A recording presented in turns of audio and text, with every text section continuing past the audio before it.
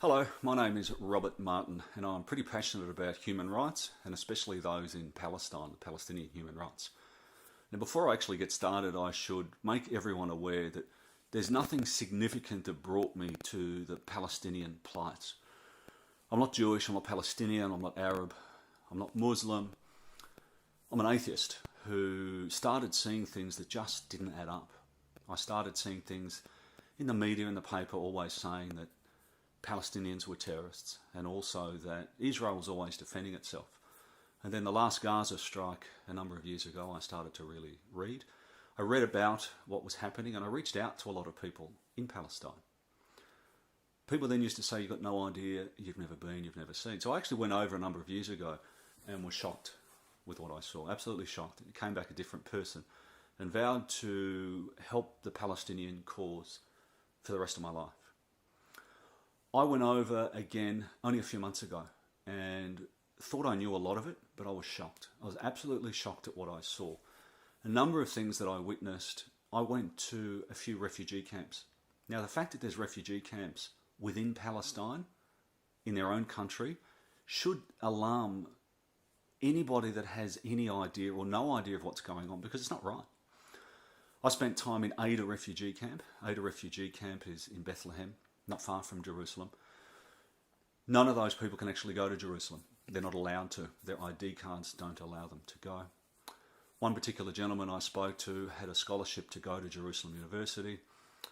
The fact was that he didn't have an ID to get in there, so he snuck in. The university said, how did you get here? He told them the truth. So automatically they actually said, you can't come. And he can't study in that side of town again. I spoke to so many children in the refugee camps and I was heartbroken with what I saw and what I heard. These refugee camps aren't very big. 4 out of 7 nights the IDF will come through round about 6 a.m. at this particular camp, 6 a.m. in the morning. They don't knock on doors, they kick them in. There's anywhere between 50 and 100 soldiers. The reason they do this is because they don't want the Palestinians to rest. They don't want them to sleep at night. They don't want them to have joy. They don't want them to have their children to stay innocent. Some of these soldiers come with face painting for war. You think they're going out to a war zone. They're leaving their homes at night, getting in to tanks, jeeps. They've got M16s, all made in America. They have stun grenades, pepper spray, tear gas. And they go into these homes and they rip the kids out of bed. They take these kids away from their parents. Some of these kids are 14 under. We never hear about them until there is a particular family or a particular situation where the world thinks that they need to actually start listening. Well, the fact is this happens every single day. Every day I met kids that had been shot. And these kids are timid kids, they're not rough kids. But these kids have seen their mums and their dads, their brothers, their cousins, either murdered, bashed, seen their mums abused, seen their mums be spat on, and these kids can't do anything. They don't have any weapons. Occasionally they will throw stones. I would.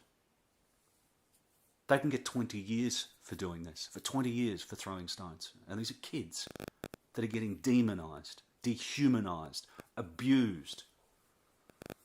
A human being needs to see light at the end of the tunnel. A human being needs to have passion and hope.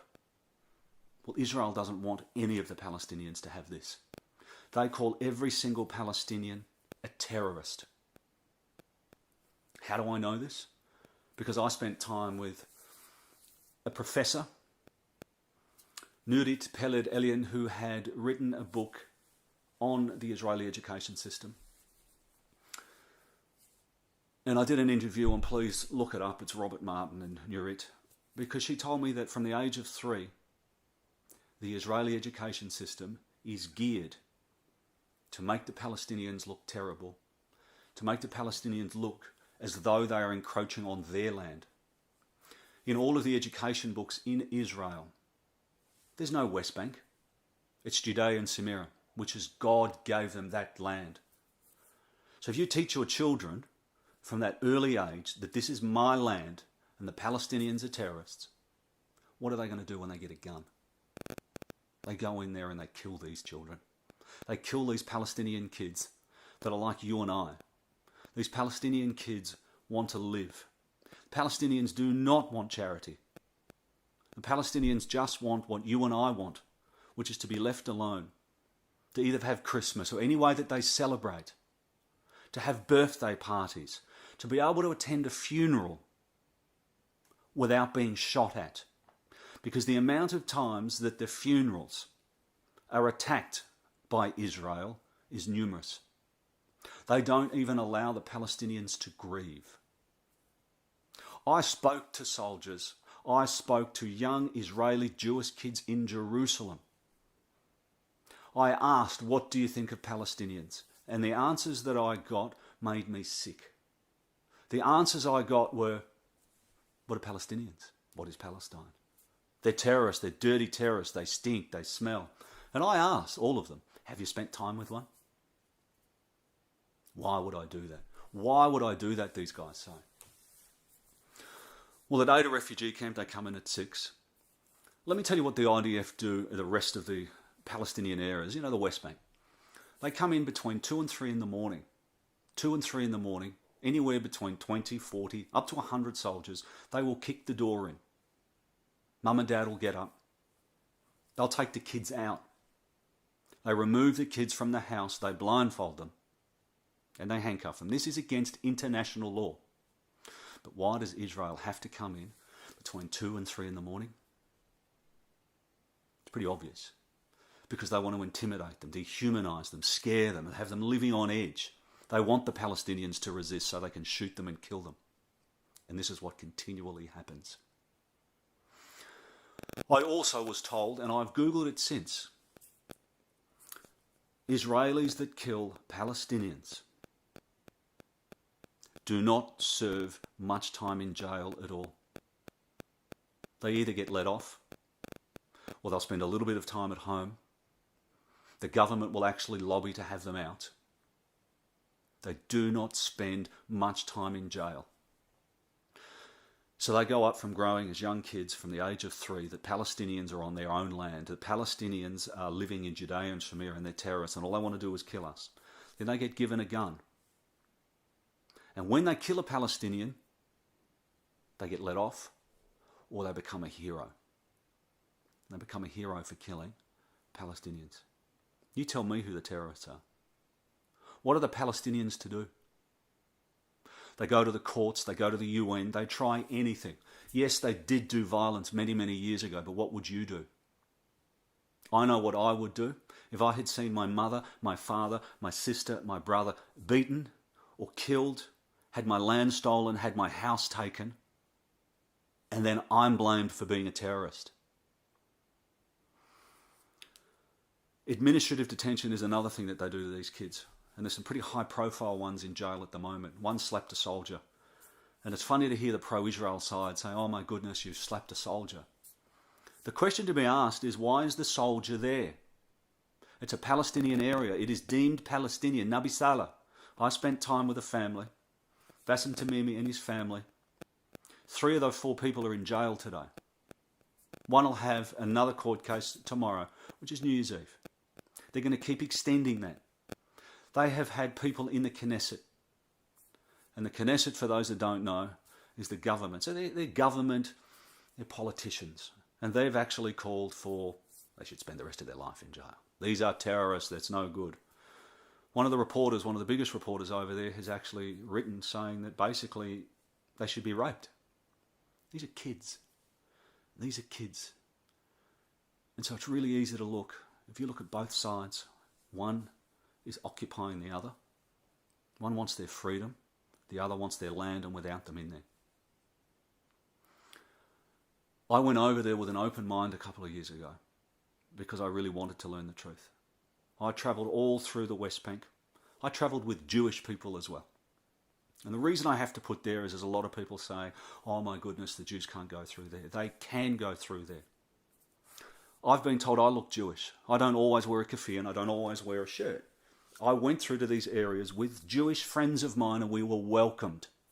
I often asked, what do you think of the Jews? And I was so quickly told it's not the Jews we have a problem, it's the Zionists.